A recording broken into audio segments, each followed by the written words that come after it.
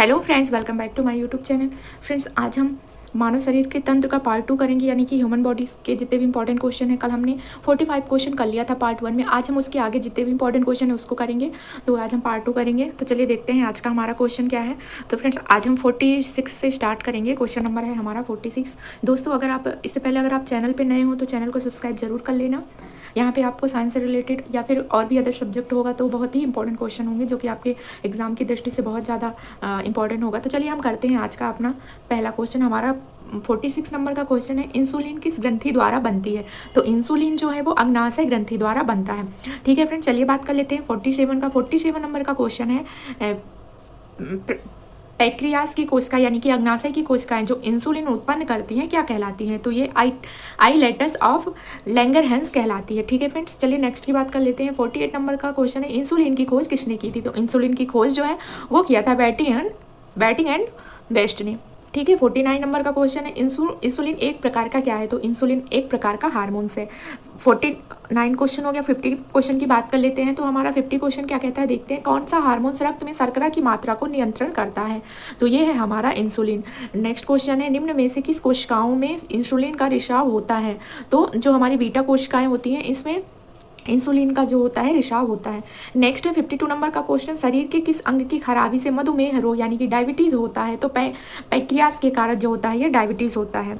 Next है हमारा 53 number का क्वेश्चन है, किस रंग द्रव्य की उपस्थिति के कारण मानव मल का रंग जो होता है वो पीला होता है। तो ये होता है यूरोबिलिन के कारण। ठीक है फ्रेंड्स, 54 नंबर का क्वेश्चन है, किस भाग में पाचक व श्वसन नलियाँ क्रॉस करती हैं। तो ग्रसनी होगा इसका राइट आंसर। नेक्स्ट क्वेश्चन की बात कर लेते हैं।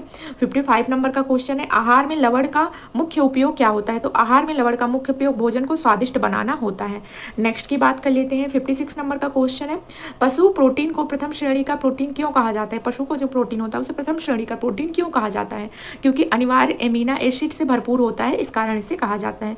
नेक्स्ट क्वेश्चन है हमारा 57 नंबर का क्वेश्चन है, प्रोटीन व पेप्टोन को पॉलीपेप्टाइड व अमीनो अम्ल में परिवर्तित कौन करता है। तो ये परिवर्तित करता है इरिप्सिन परिवर्तित करता है। 58 नंबर का क्वेश्चन है, मौट को घुलनशील शर्करा में परिवर्तित करने का कार्य कौन करता है। तो एमाइलेज एंजाइम करता है। 59 नंबर का क्वेश्चन है, वसा को ग्लिसरीन तथा फैटी एसिड में कौन परिवर्तित करता है। तो ये लाइपेज एंजाइम करता है। 60 नंबर का क्वेश्चन है, भोजन की पाचन क्रिया कहाँ पूर्ण होती है। तो भोजन की पाचन क्रिया जो है वो छोटी आंत में पूरी तरह से पूर्ण होती है। 61 नंबर की बात करें तो जीव के ऊपरी भाग पर बने अंकुर को क्या कहते हैं। तो स्वाद कलियाँ कहते हैं। ठीक है फ्रेंड्स, 62 नंबर की बात करें तो जीव का जो अग्रभाग से किस स्वाद का ज्ञान होता है। जो जीभ का जो आगे का हिस्सा होता है उससे कौन सा स्वाद का ज्ञान होता है। तो वो मीठे का ज्ञान होता है आपकी जीभ के अग्रभाग से। 63 की बात करें तो जीभ के पश्च भाग से कौन से स्वाद का ज्ञान होता है। तो जीभ के जो पीछे का भाग होता है वहाँ से हमें कड़वाहट की पता चलती है। नेक्स्ट की बात करें तो हमारा 64 नंबर का क्वेश्चन है, जीव के बगल वाले भाग से कौन से स्वाद का आभास होता है। तो खट्टा का आभास होता है। 65 नंबर का क्वेश्चन है, मानव शरीर का सबसे कठोर भाग क्या होता है। तो मानव शरीर का सबसे कठोर भाग दांत का एनेमल होता है। 66 नंबर की बात करें तो दांतों के अध्ययन को क्या कहते हैं। तो फ्रेंड्स, दांतों के अध्ययन को क्या कहते हैं। तो ओडोंटोलॉजी दांतों के अध्ययन को कहा जाता है।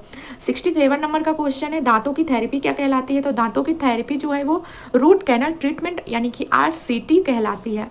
68 नंबर का क्वेश्चन है, दांतों में कठोरता किसके कारण होती है। तो दांतों में जो कठोरता होती है वो कैल्शियम के कारण होती है।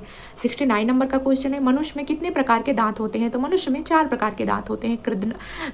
कृदंत होता है और रत्नक होता है, अग्रचवर्णक होता है और चवर्णक होता है। ठीक है, फिर 4 प्रकार के दांत होते हैं मनुष्य में।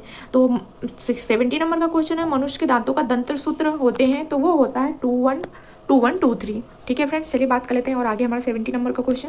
तो हमारा 70 नंबर का क्वेश्चन है, मनुष्य में इंसाइजर दांतों की कुल संख्या क्या है। तो मनुष्य में जो इंसाइजर दांत होते हैं वो कुल होते हैं 8, मतलब 4 की जोड़ी में होते हैं। 72 नंबर की बात करें तो मनुष्य के जीवन काल में कितने प्रकार के दांत आते हैं। तो मनुष्य के जीवन काल में 2 प्रकार के दांत आते हैं, दूधिया दांत और एक होता है स्थायी दांत। ठीक है फ्रेंड्स, 73 नंबर का क्वेश्चन है, दांत के ऊपरी हिस्से का चमकीला भाग क्या कहलाता है। दांत के ऊपरी हिस्से का जो चमकीला भाग होता है उसे हम इनेमल कहते हैं। नेक्स्ट बात कर लेते हैं 74 नंबर का क्वेश्चन, 74 नंबर का क्वेश्चन है मनुष्य के लार में क्या होता है।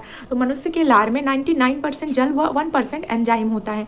75 नंबर की बात करें तो लार में पाया जाने वाला एंजाइम कौन सा होता है। तो लार में पाया जाने वाला एंजाइम जो होता है वो टाइलिन एंजाइम या फिर लाइसोजाइम एंजाइम कहते हैं।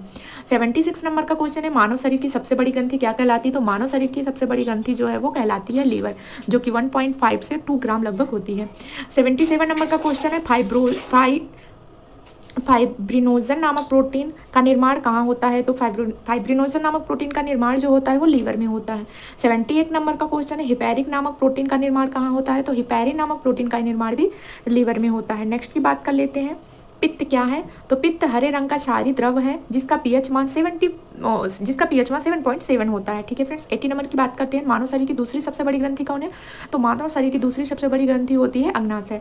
81 नंबर का क्वेश्चन है रक्त परिसंचरण तंत्र की खोज किसने की थी। तो रक्त परिसंचरण तंत्र की खोज विलियम हार्वे ने की थी 1628 ईस्वी में। 82 नंबर की बात करें तो मानव हृदय कितने कोष्ठों का बना होता है। तो मानव हृदय जो होते हैं इसमें 4 कोष्ठ होते हैं। ठीक है फ्रेंड्स। 83 नंबर का क्वेश्चन है शरीर में हृदय की ओर रक्त ले जाने वाली रक्त वाहिनी को क्या कहते हैं। तो इसे सिरा या वेन कहते हैं। ठीक है फ्रेंड्स। नेक्स्ट की बात कर लेते हैं, 84 नंबर का क्वेश्चन है हमारा। देखिए हमने 83 में देखा कि शरीर में हृदय की ओर रक्त ले जाने वाली रक्तवाहिनी को क्या कहते हैं। शरीर से हृदय की ओर ले जाने वाली, ठीक है, इसे सिरा कहते हैं।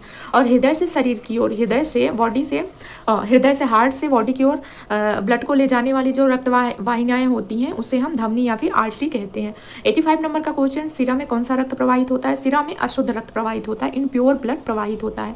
बात करें धमनी में कौन सा रक्त प्रवाहित होता है। तो जो हमारी आर्टरीज होती हैं उसमें प्योर ब्लड प्रवाहित होता है, यानी कि ऑक्सीजन युक्त ब्लड जो होता है वो प्योर होता है और वही प्रवाहित होता है। 87 नंबर की बात करें तो सामान्य मनुष्य का हृदय 1 मिनट में लगभग धड़कता है तो 72 बार। 88 नंबर की बात करें तो हृदय की मांसपेशियों को रक्त तक पहुंचाने वाली वाहिनी को क्या कहते हैं। तो इसे हम कोरोनरी धमनी कहते हैं। ठीक है फ्रेंड्स। नेक्स्ट की बात कर लेते हैं, 89 नंबर का हमारा क्वेश्चन है। 89 नंबर का हृदय घात कब होता है। तो हृदय घात तब होता है जब कोरोनरी धमनी में जब रुकावट हो जाती है, तब हृदय घात होता है। 90 नंबर का क्वेश्चन है, मानव मनुष्य का रक्तदाब कितना होता है। तो मानव मनुष्य का रक्तदाब जो होता है 120/80 mm/Hg, यानी कि 120 सिस्टोलिक से 80 डायस्टोलिक होता है। ठीक है फ्रेंड्स। नेक्स्ट की बात कर लेते हैं, 1 नंबर का क्वेश्चन है, हृदय की धड़कन को नियंत्रित करने वाले हार्मोन्स कौन से होते हैं। तो ये थायरॉक्सिन व एड्रेनालिन हार्मोन्स होते हैं। 92 नंबर की बात करें तो लसिका में पाई जाने वाली कड़ियाँ क्या कहलाती हैं। तो लसिका में पाई जाने वाली कड़ियाँ जो होती हैं लिम्फोसाइट कहलाती हैं। ठीक है फ्रेंड्स। नेक्स्ट की बात कर लेते हैं, 93 नंबर का हमारा क्वेश्चन है, लिम्फोसाइट का क्या कार्य होता है। तो लिम्फोसाइट का कार्य होता है शरीर के हानिकारक जीवाणुओं का भक्षण करके शरीर को रोगों से रक्षा करवाना, इसका लिम्फोसाइट का काम होता है। 94 नंबर का क्वेश्चन है, मूत्र का असामान्य घटक है। मूत्र का असामान्य घटक क्या होता है। तो एल्यूमिन जो होता है इसका असामान्य घटक होता है। 95 नंबर एंड लास्ट क्वेश्चन है आज की क्लास का, ये क्वेश्चन है, मुर्दे की निस्पंदन इकाई कौन सी होती है। गुर्दे की निस्पंदन इकाई कौन सी होती है। तो गुर्दे की निस्पंदन इकाई जो होती है वो नेफ्रॉन होती है। तो फ्रेंड्स जैसे इस पार्ट में हमने 95 क्वेश्चन को कवर किया है। तो फ्रेंड्स अगर वीडियो अच्छा लगे तो वीडियो को लाइक करें, शेयर करें और चैनल को सब्सक्राइब जरूर करें।